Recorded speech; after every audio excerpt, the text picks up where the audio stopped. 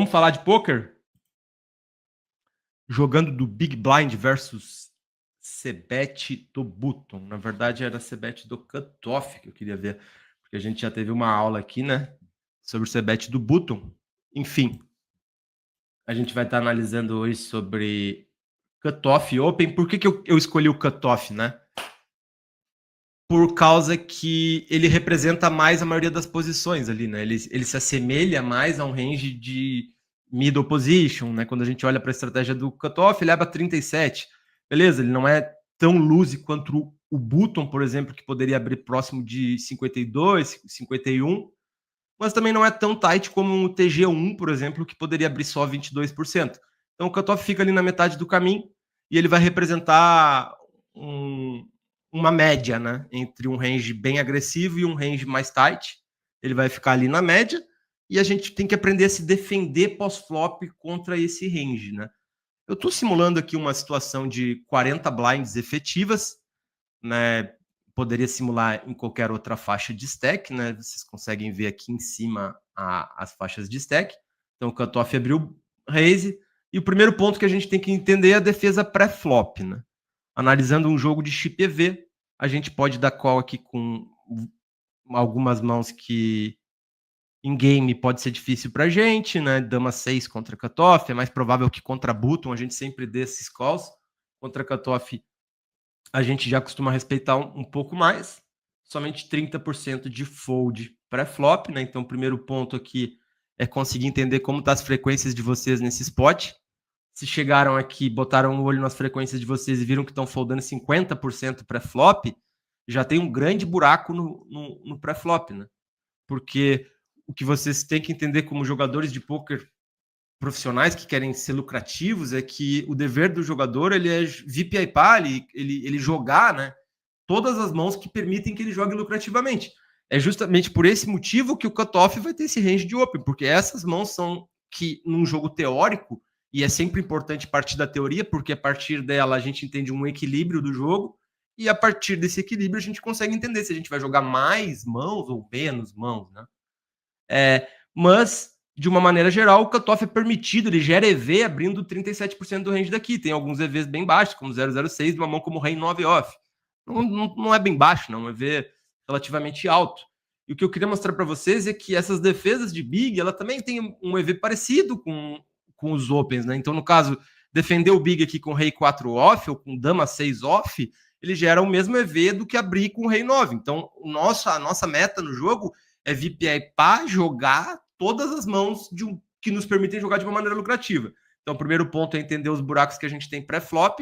Só que aí, quando a gente dá call aqui, a gente entra num cenário bem escuro, onde o cutoff é permitido, por teoria, por ter um range mais forte, mais linear, as mãos mais fortes abrem, e já a gente tem um desconto ali do Big Blind, e esse desconto nos permite defender um range mais loose, encerrando a action, né?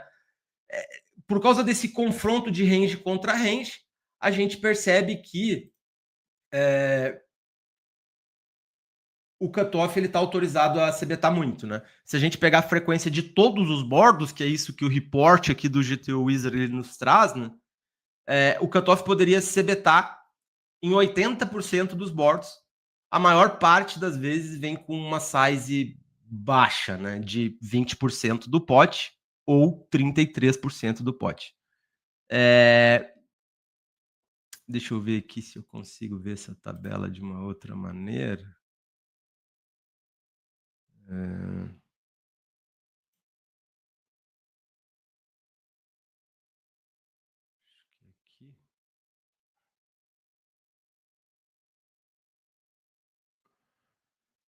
Enfim, alta porcentagem de C-Bet da parte do cutoff, 80% das vezes. Na prática, o field não vai ter muita dificuldade em replicar essas estatísticas e simplesmente apostar muito, porque na maior parte dos bordos o cutoff vai acertar mesmo, né? Percebam que as maiores frequências de check aqui vêm nesses bordos bem baixos, né? Onde o Big Blind acerta a maior parte, e aí o cutoff vai ter uma frequência alta de check. Se a gente descartar esses bordos, que muitos deles chegam em frequência de, né, 5 high, 3 high conectado ali, né, onde o Big Blind tem mais desses mãos 3x, 4x off e ganha vantagem, vários desses boards têm quase 50% de check. Se a gente descartar esses boards, dá para dizer que o cutoff vai se betar em praticamente todo o board ali que trouxer duas cartas altas, né? Porque o range dele tá bem nas cartas altas, até médias, ou boards desconectados ali, né? Altíssima taxa de CBET da parte do cutoff. E aí, quando ele faz uma size de 1/3 aqui, a gente tem um compromisso com o pot de foldar só 40% das vezes, né? E é assustador, porque lembrem que a size mais usada da parte do cutoff, ela nem é a de 1/3. Ela é a size mais baixa de 20%. E se a gente simular contra uma aposta de 20% do pote, o fold deveria ser só 32%. Né? Então, com esses números, a gente entende a parte de teoria do jogo. Range versus range, quem tem vantagem de nuts, quem tem vantagem de equidade.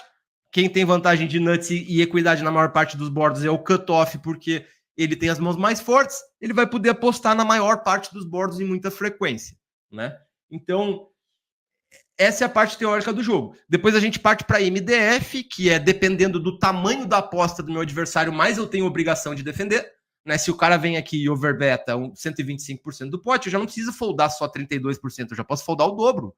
Por quê? Porque isso aqui é a parte matemática do jogo, é a parte de MDF, né? É os conceitos básicos que eu indico todo mundo se aprofundar antes de começar até falar em mãos, né? Porque isso aqui é que dita as normas do jogo. Então, a gente sabe que o que mais acontece é uma aposta baixa e que a gente deveria foldar só 40% das vezes.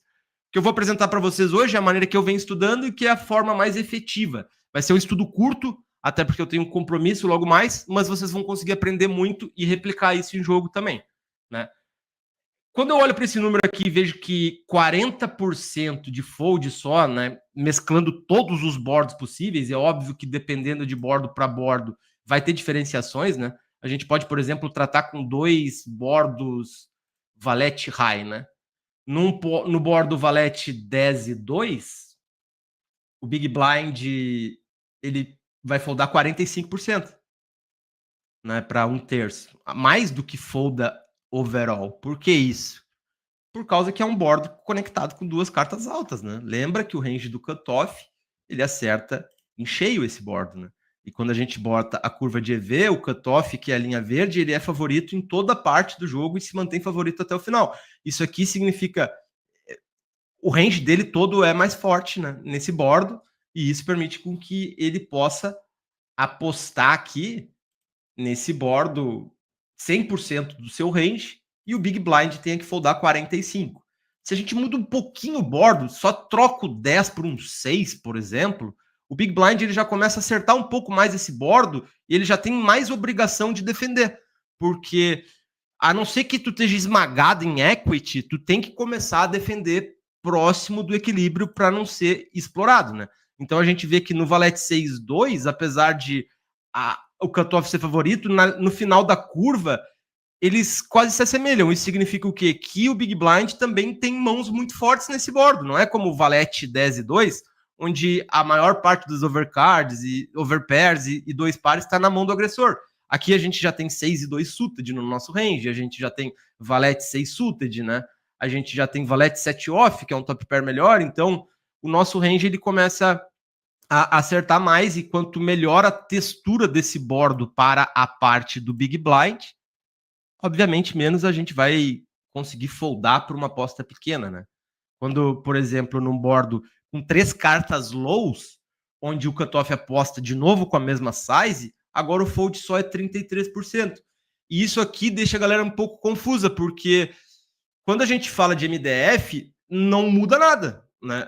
A gente fez a mesma aposta as 3 vezes, 1/3 do pote. Então, matematicamente, a gente teria que continuar por MDF com a mesma frequência, né? Só que não, o que acontece aqui? A gente percebe que dependendo do bordo, mais a gente vai continuar. Ou seja, quanto mais a equity está puxada para o nosso lado, mais a gente tem a obrigação de continuar. E quanto menos a equity está puxada para o nosso lado, menos. Então, vamos dar o exemplo máximo aqui, né? Um bordo 3 cartas altas em que o agressor está amassando o Big Blind. A gente, para essa aposta baixa, já está foldando de novo 44%, porque não tem milagre para fazer num board em que o cara tá te esmagando em equity, né? Então, só que a maior parte dos boards vão ser boards que, né, a gente vai ter uma combinação de uma carta alta com duas médias ou com uma média e uma alta, né? Enfim, tem muitos boards que o Big Blind vai acertar bem e ele vai ter a obrigação de defender ainda uma frequência decente, né? 42% no rei, mesmo no rei 10, né? Que são duas cartas altas, mas se a gente troca para um rei 6, a nossa obrigação de defender já vira 34%. Então, isso aqui, né, é a parte teórica do jogo, para que a gente entenda mais ou menos como que deve rodar a nossa frequência de defesa aqui contra uma aposta nesses boards. E agora a gente vai mostrar um pouco do meu jogo, né? Porque essa é a primeira parte. Para entender o que eu estou fazendo errado, eu primeiro tenho que ter o conhecimento da teoria, né? Então, quando eu tenho conhecimento da teoria e entendo que eu tenho que foldar por volta de 40%, eu filtro aqui no Hand to Note esses spots e chego na minha frequência. O que eu fiz para filtrar aqui foi botar que o vilão deu raise, que o vilão é o primeiro jogador a agir na street, que ele estava no cutoff, e a gente defendeu o Big Blind. Exatamente a aula de hoje. E aí o vilão se betou, né? E a gente tem a taxa de fold. Aqui para talvez pode às vezes pegar um CBET all-in, a gente pode tirar aqui que nunca tem all-in também na CBET. E aí dá uma melhorada. Mas percebam que eu tô foldando 48% das vezes num spot em que vocês olhando aqui, vocês vê o tamanho das apostas, ó. Menor que 2 blinds em todos os spots, praticamente, né? Ou no máximo 2 blinds. Ou seja, apostas pequenas. A gente até pode abrir um exemplo aqui para vocês conseguirem perceber, né? Um pote de 5,38 blinds petou algo como 20%. E aqui a gente tem uma mão que vai ter que defender de alguma maneira e eu foldei para essa aposta pequena. Esse é o grande desafio do nosso jogo quando a gente está defendendo o Big Blind. É conseguir persistir contra apostas pequenas em bordos que a gente ainda né, tem uma equidade bem decente. Beleza, a gente pode ir um pouco mais a fundo aqui. Eu posso ver que, né, todas as vezes que eu enfrentei uma aposta, a maior parte das vezes eu simplesmente não tenho nada mesmo. 45% das vezes a minha mão era trash. Ou seja, eu não tenho nada. Um lixo, um trash total. Depois do trash, o que mais vai ter na minha frequência de mãos é broca, né? Então, percebam que quando a gente está defendendo o Big Blind, broca é uma coisa que a gente tem muito na mão, porque tem várias texturas de bordo que vai nos trazer 2, 3 tipos de broca, né?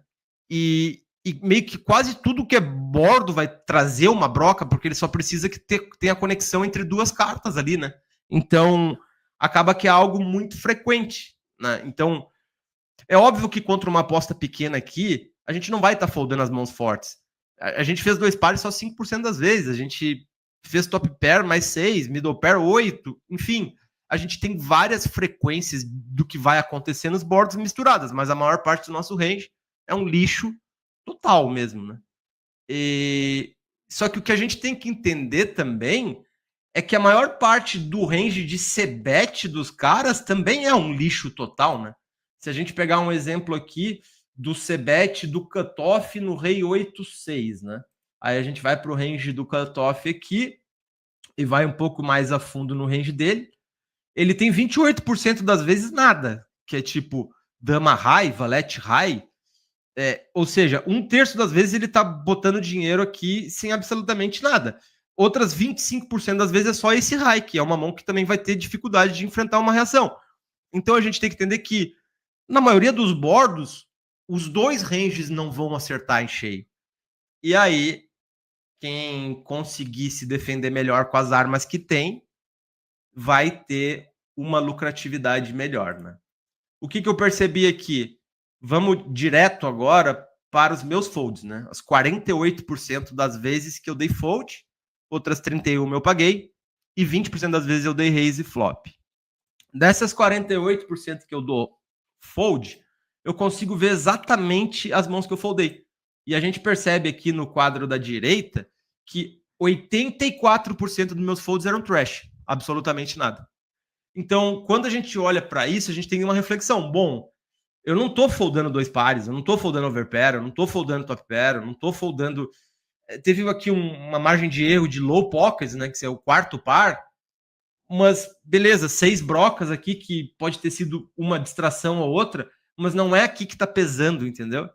O overfold, ele vem massivamente aqui dos ace highs, que são os não tão intuitivos de continuar, né? Vários bordos a gente vai ter que continuar com uma frequência muito, muito alta de ace high. Percebam que toda vez que eu dou check call e fold um ace high aqui para uma aposta baixa, eu tô deixando lá duas big blinds, e a cada 100 mãos são 200 big blinds, isso é muito prejudicial. Então a gente tem que ter muito cuidado aqui na hora de defender e entender, né? Quando a gente está tratando um bordo como esse, que é um bordo que todo mundo bota o olho e sabe que o big acertou em cheio, lembra do que eu falei? Contra uma aposta pequena, nesse tipo de bordo, a gente vai ter que se defender bastante. Tô dizendo que esse Asi 3 é call? Não tô dizendo que em teoria seria call, mas eu tô dizendo que tu vai ter que achar combos para conseguir defender o teu range aqui, e muitas vezes não são tão intuitivos, né? Então, no 862, a gente vai ter aqui 44% de fold, né, para uma aposta pequena, de 1/3, que foi exatamente a aposta que ele fez. A gente tem alguns combos aqui de Asi 3 continuando, mas eles querem ter paus. Então, esse norte, ele é muito importante para começar a defender tuas broadways, né? Tu entender que nenhuma broadway com um paus vai conseguir foldar para uma aposta baixa aqui no flop. Por exemplo, né? Asi 3 propriamente com paus no Asa ele vai dar call, mas vamos pro Dama 10, né? Dama 10 tanto com o 10 como com a Dama é sempre call. Dama Vala. E o Dama Vala, o Dama 10 e o Ace High são as trash hands nesse board aqui, né? Ou são as high, mas o Dama High vira trash hands. E olha o tanto que defende aqui Dama Vala. Qualquer Dama Vala com valete ou com Dama de paus é call. E quando a gente não tá dando esse call, a gente tá, né, dando dinheiro para ele por causa que, enfim, a gente não está defendendo a frequência correta, mesmo a gente já tendo que overfoldar o MDF, porque é difícil defender. Esse bordo, para a gente estar defendendo a menos, provavelmente o cutoff ainda está nos amassando, né? Se a gente for olhar aqui a tabela de range realmente, de equidade realmente, né,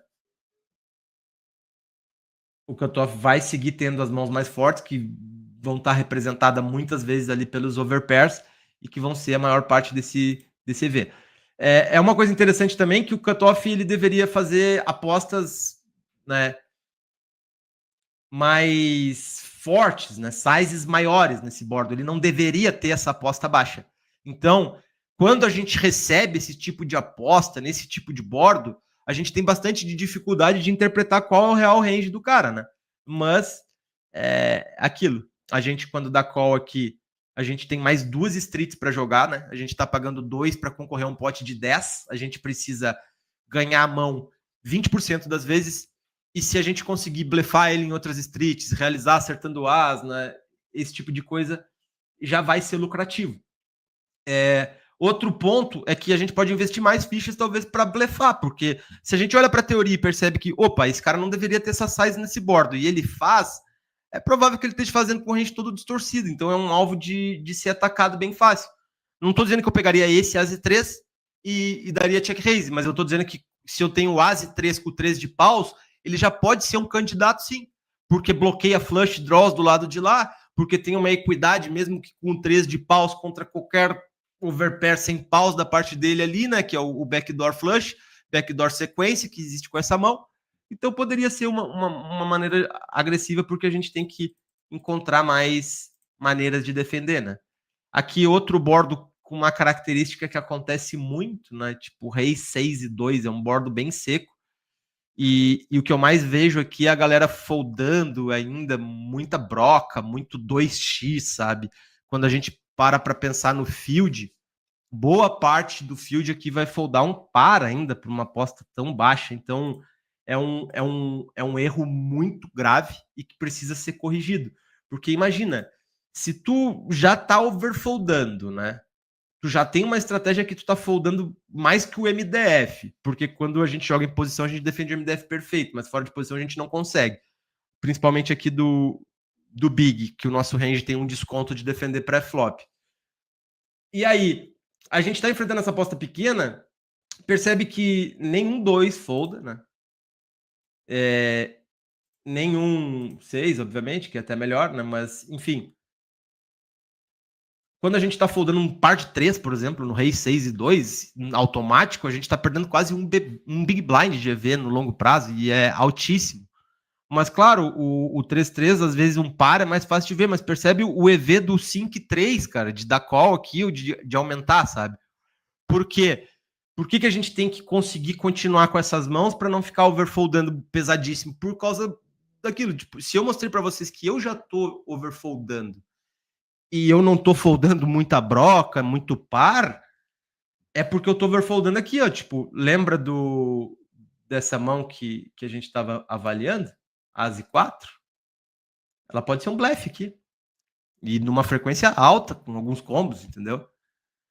Mas olha o principal, As 9, As 8, nunca foldo, As 10, nunca foldo, Dama Valete off, nunca foldo.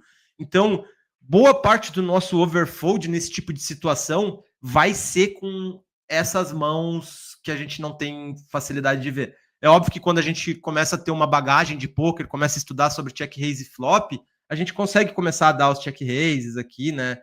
Começa a entender dos check raises, mas tem muita dificuldade em dar o check call, né?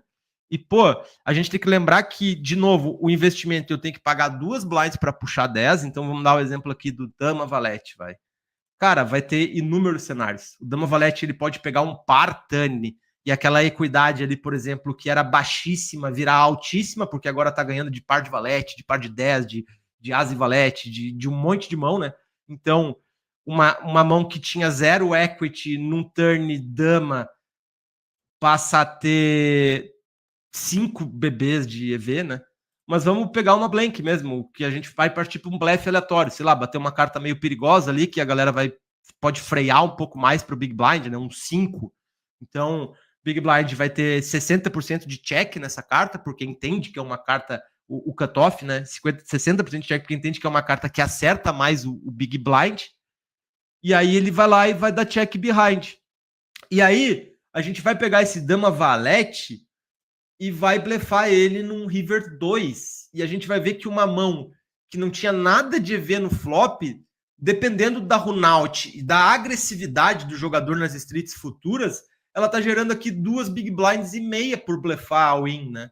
Ou, enfim, joga nas 3 sizes aqui, all-in, bet de 150% ou bet de 84%. Até o bet baixo de um BB a gente pode fazer com o Dama Valete. Ou seja, a gente tem uma mão que seria fold flop e que por flutuar, ela tem EV em betar qualquer size River. Qualquer size que tu quiser fazer. Então, tu não precisa estar muito preocupado como tu vai jogar River. Tu precisa começar a entender sobre frequência de defesa mínima no flop. Porque a gente já overfolda muito e tem casos que é difícil de enxergar, né? Como esses casos que eu tô citando para vocês.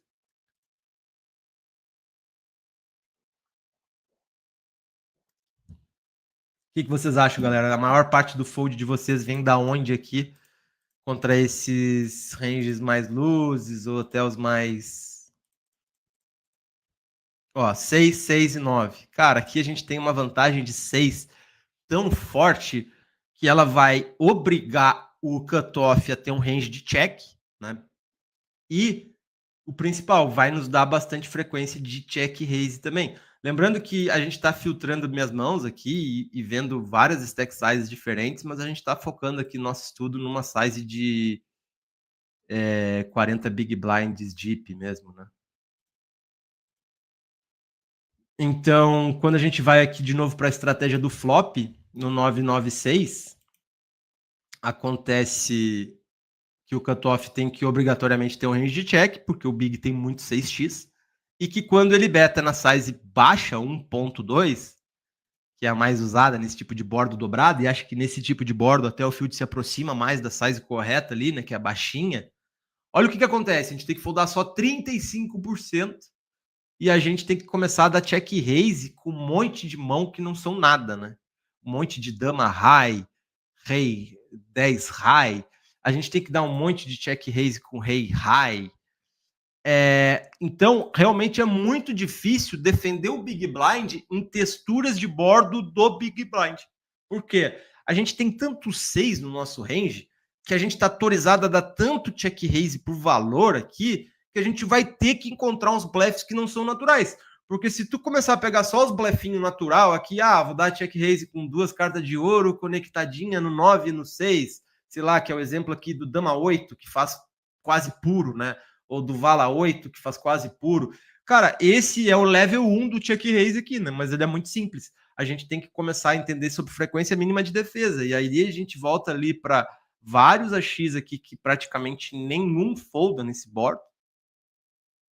E vários jogam de uma maneira agressiva, né? Então aqui eu poderia ter dado um check raise, por exemplo. E explorado ali o meu field, né?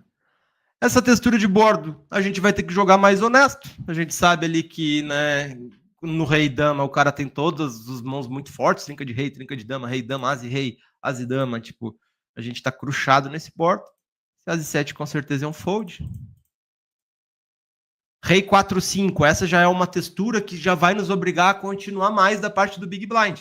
Por quê? Conectado em 2 médias, né? Não tem muito para onde fugir. No rei 4-5, o Big Blind vai ter várias brocas, ele vai ter 6 e 2 suited, né? Que é uma broca, ele vai ter, né, toda a parte suited ali, que, sei lá, 7 e 8, que é outra broca, 6 e 8, que é outra broca.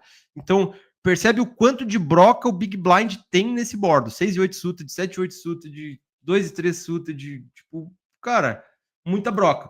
Quando tem muita mão da parte do Big Blind que continua, a gente começa a ver uma tendência de subir um pouco mais a size, já não é só mais aquela size extremamente baixa. E o principal, muito check, né? Então o cutoff, de novo. E aqui é um ponto interessante da aula, porque quando a gente estuda cutoff contra Big, o cutoff ele não tem muito essa cobertura de bordo quando o bordo passa do 8 para baixo, sabe? Porque ele não tem a parte dos 8x off. Então ele está muito capado aqui nas cartas altas mesmo. Quando vê essa textura conectada em 2 abaixo do 8, são geralmente bordos bons para o Big Blind. E aí o field deveria ter uma frequência de check alta, mas a tendência é o field apostar mais. Eu não duvido que boa parte do field aqui se bet range nesse board, por exemplo. E aí, cara, ele vai estar cometendo uma falha estratégica bizarra, porque ele deveria dar 40% de check, não beta range. Se ele beta range e a gente começa a contra-atacar aqui, cara, a gente vai ganhar muito dinheiro, porque vai ter um monte de... Lembra das no mand hands lá? Quem ganha? Quem tem... Se os dois têm mais mão fraca, quem que ganha? Quem jogar mais agressivamente. Se a gente pegar e usar check raise nesse board, olha as no made hands dele. Para começar, várias dessas mãos ele deveria ter colocado no range de check dele para proteger no flop. Se ele colocar de bet, ele vai ter cada vez mais mãos dessas e ele vai ter que continuar com check raise com qualquer dama valete com valete de copas, com qualquer dama 10 backdoor, vala 10 backdoor, essas mãos que já é difícil de continuar, né? É óbvio que aqui as brocas é bem mais fácil, mas a gente percebe que principalmente essa parte off aqui, né, do AX, cara, continuar com qualquer 8 de copas, continuar com qualquer 9 de copas aqui contra um check raise, vai ser coisas que a gente não vai conseguir alcançar da parte do field. Então, é o que eu falei, a gente pode pegar essas texturas de bordo, onde o Big Blind começa a se equiparar, e ambos têm bastante no mand hands, a gente atacar. Se a gente voltar para a parte do cutoff, 34% do range dele nesse board é nada. E ele teria 30% de check com esses nada. Imagina se ele começasse a botar tudo isso pro bet, o buraco que não ia ter ali, né, de começar a ser atacado contra um check raise. Então esse As-9 aqui não tem muito o que falar, mas as texturas de board que a gente está trabalhando aqui. Rei 6 e 5, uma textura parecida, né? Aqui, contra essa aposta baixa, eu não vou poder foldar, tipo, nem 2 e 3 off, sabe? Claro que eu nem vou ter 2 e 3 off no range, mas é para que vocês começam a abrir a cabeça do EV dessas mãos, né? Tipo, cara, Big Blind aqui de fold 2 e 3 de outro naipe, não folda nunca. E é um EV, se a gente pegar ali o sem backdoor, que é o de espadas, ele tem um EV de dar call no flop de 2,81, cara. É 3 Big Blinds de EV por dar call, sabe? É uma parada meio que a gente não consegue perceber o quanto de dinheiro tá escorrendo, sabe? Mas claro, aqui o 13,2 é 2 pontas, né? Então, por isso que o EV tá bem alto. Não era isso que eu queria representar, era tipo 7, 8 off, 1 BB de EV. Só que aí, beleza, né? Ele tem um BB de EV, ele mescla entre check raise e check call, a gente resolve check raise, lá o cutoff overfold aqui, a gente tá ganhando um EV extra, indo check raise, indo check call, tentando continuar de alguma maneira que não simplesmente foldar, né? Então, aqui, ó, esse é outro Asi 7 que provavelmente não pode foldar, sabe? No 844, um board com textura minha que eu vou ter que me obrigar a continuar com vários ace high mesmo contra uma aposta pequena, porque é um board que não tem muito o que ter, né? Claro, mais fácil de defender uma broca aqui, depois, obviamente, tu vai conseguir defender... O que eu fiz aqui?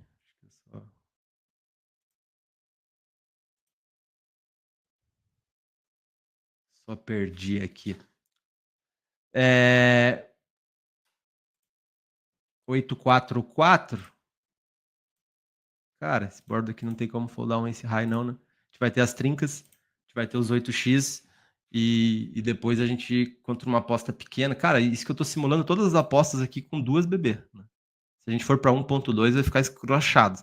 E o mais normal é em game a gente deixar passar esses spots 0.17 EV. Cara, mas bota uma size menor aqui. 0,76 EV, sabe? Então, a gente tem que estar muito, muito esperto aqui para não ficar enlouquecendo, né? Claro, aqui eu estou filtrando os que eu foldei e tal. Teve 10% de ace high, que provavelmente é o que mais está acontecendo. Achar mais um pouco de trash, mas se eu tirar desses 10% de ace high 5 e tirar as distrações das brocas aqui que eu foldei, a minha estatística já estaria muito próxima ali do ideal, que é foldar próximo de 40. Só que eu sei que dá para foldar cada vez menos daqui pelas streets futuras e pela jogabilidade que tem, né? Então, aqui tem vários exemplos de mãos que eu dei call, com mãos como brocas, e tipo, a gente não ganha todas, obviamente, mas a gente vai persistindo, né? Size baixa e tal, call. Aqui já é um spot diferente, né? Tem par também. Size baixa, call. Né? Entrou 9, fiz um par, vou continuar contra qualquer aposta, check, check. E aqui no River acho que eu tenho um value bet, pode fazer uma size pequena ou... E contra o check, obviamente, eu provavelmente... daria no mesmo, ele pagaria ali também, ele tinha como pra pagar, né? Par e broca, mais fácil, esse aqui poderia ser jogado de check raise também, é um combo bem ok, né? Bet pot. Pagou com as... E algumas vezes a gente consegue ganhar alguns potes grandes, mas a maior parte das vezes a gente vai só perder, porque lembra que aquilo que eu falei, a gente tá pagando 2 para concorrer a 10, a gente precisa ganhar a mão 20% das vezes. Então, se desses cenários todos que eu paguei na broca aqui, a cada 10 eu tivesse ganho só 2, já tava empatando, sabe?